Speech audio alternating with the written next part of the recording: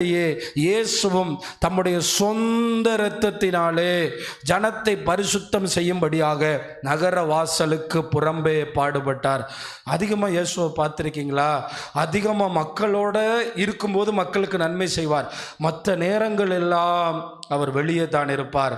அவர் எருசலேமுக்கு புறம்பான ஒரு வீதியிலே கள்ளர்களைப் போல, ஒரு கொலைகாரனைப் போல, ஒரு குற்றவாளியைப் போல நமக்காக சிலுவை தொங்கினார். எப்பொழுதெல்லாம் பாடுபடும்போது என்னால் இந்த பாடுகளை சுமக்க முடியலேன்னு சொல்கிறீங்களோ அப்பெல்லாம் அவரை நினைத்து கொள்ளுங்கள். நகர வாசலுக்கு புறம்பே என்றால் ஊருக்கு ஒதுக்கி வைத்து விடுவார். அப்படித்தான் இயேசுவும் ஒதுக்கப்பட்டவராக, துப்பப்பட்டவராக, புறக்கணிக்கப்பட்டவராக பாடுபட்டார்.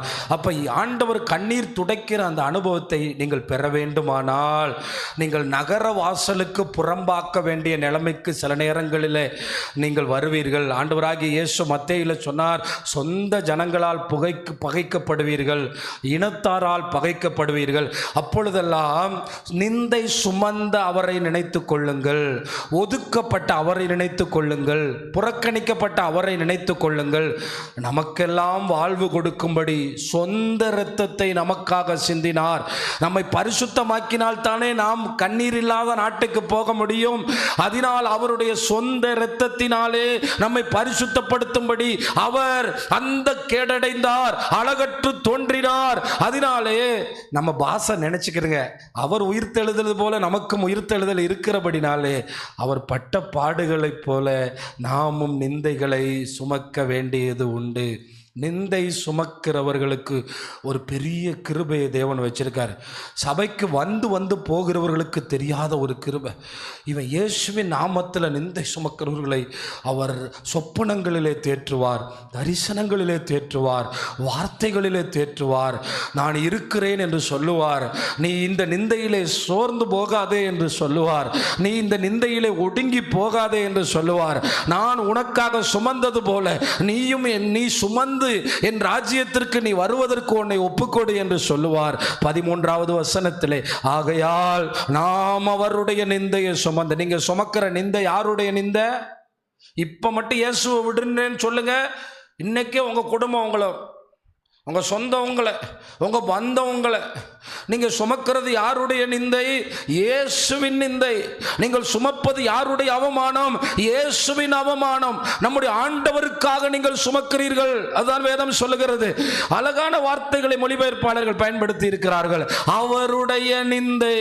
பிள்ளை பகைக்குது, குடும்பம் பகைக்குது, மருமகன் பகைக்கிறான், யாரோ பகைக்கிறான், எல்லாரும் பகைக்கிறான், காசுக்கு மனம் மாறிட்டான்னு சொல்றான், ஏதோ இவனுக்கு கிடைக்குதுன்னு சொல்றான். இப்படி சொல்லி நம்மை உலகம் நிந்தையிலே போட பார்க்கிறது. ஆனால் நமக்கு கண்ணீர் துடைக்கிற ஒரு நேரம் உண்டு. நம்மை பேர் சொல்லி கூப்பிடுகிற ஒரு நேரம் உண்டு. வீணையும் நாதசுரங்களும் வாசிக்கிற நேரம் உண்டு. பரிசுத்தவான்கள் கரங்களை தட்டுகிற நேரம் உண்டு. இயேசுநாதர் உங்களை பாராட்டுகிற ஒரு நேரம் உண்டு. இதை பாட்டாக பாடின அந்த அம்மையாருக்காக நான் ஸ்தோத்தரிக்கிறேன். அந்த பாட்டு தயவு செய்து சாவு பாட்டு அல்ல, நாம் ஆராதனைகளிலே பாட வேண்டிய பாட்டு. எந்த தேகம் அழியும் கூடாரோ இதை நம்பியா பிழைப்பா. இந்த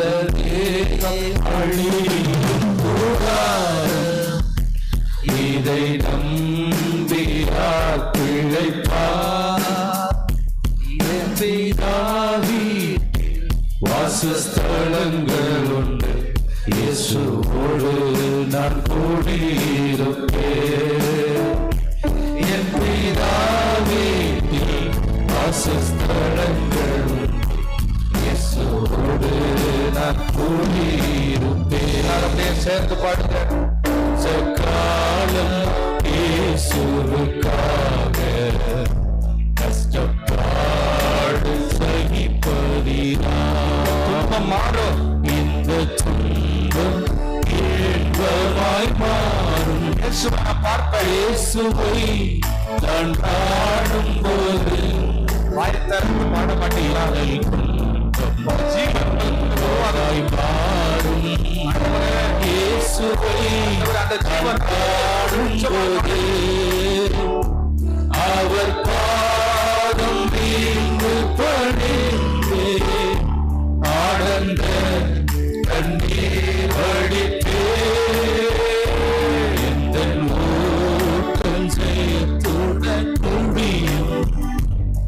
அந்த நாடு சுதந்தரிப்பே,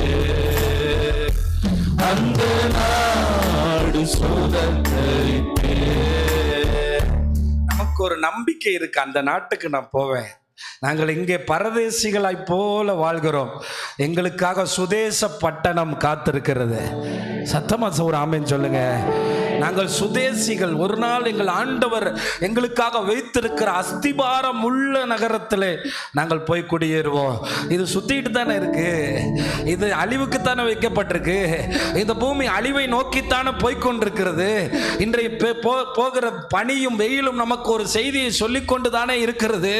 முடிவு சக்கரத்துக்கு பக்கத்திலே நாம் நிற்கிறோம் என்கிறது சொல்லிக்கொண்டு தானே இருக்கிறது. நமக்குள்ளே இருக்கிற ஒரு விசுவாசம் என்ன தெரியுமா? அவருடைய நிந்தையை நாங்கள் சுமந்து எங்கேயா போற? நீ எங்க ஞாயிற்றுக்கிழமை போற? எதற்காக போகிற? எங்க போறோம் தெரியுமா? அடுத்த வசனம் சொல்லுது, நிலையான நகரம் நமக்கு இங்கே இல்லை.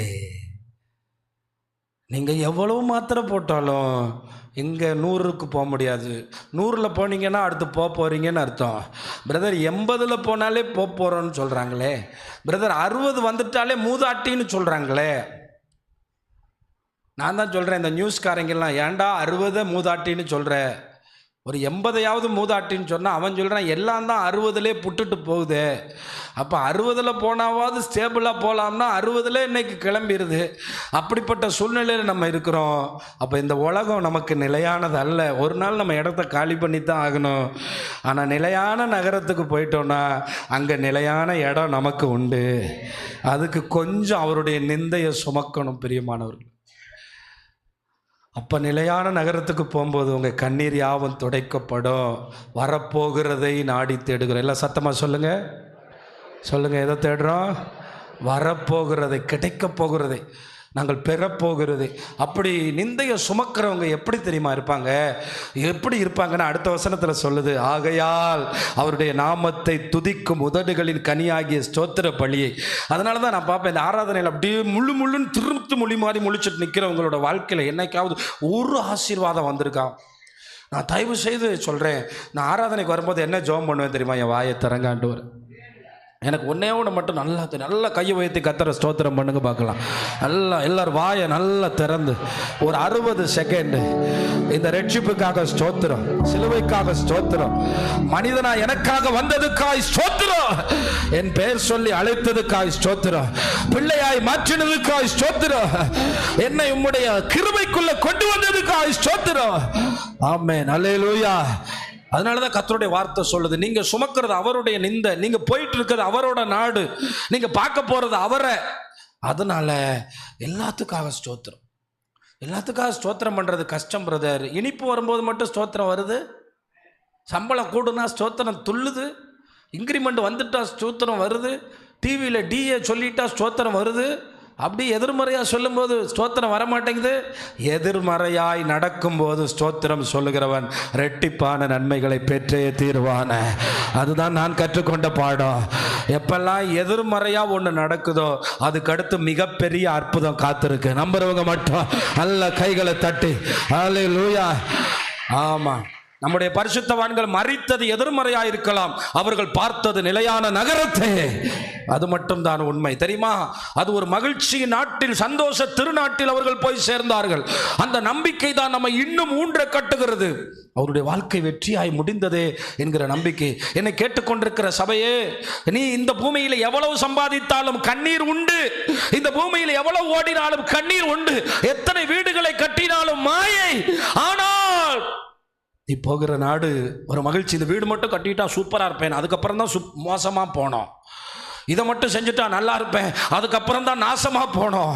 ஆனால் நான் இன்றைக்கு உங்களுக்கு ஒன்று சொல்லுகிறேன், அவருடைய நிந்தையை சுமக்கிறவன், அவன் உண்மையாய் சுமக்கிறவன், அவனுடைய வாயில என்னை ரட்சித்தீரே ஆண்டவரே, என்னை உம்முடைய பிள்ளைன்னு மாத்தினீரே.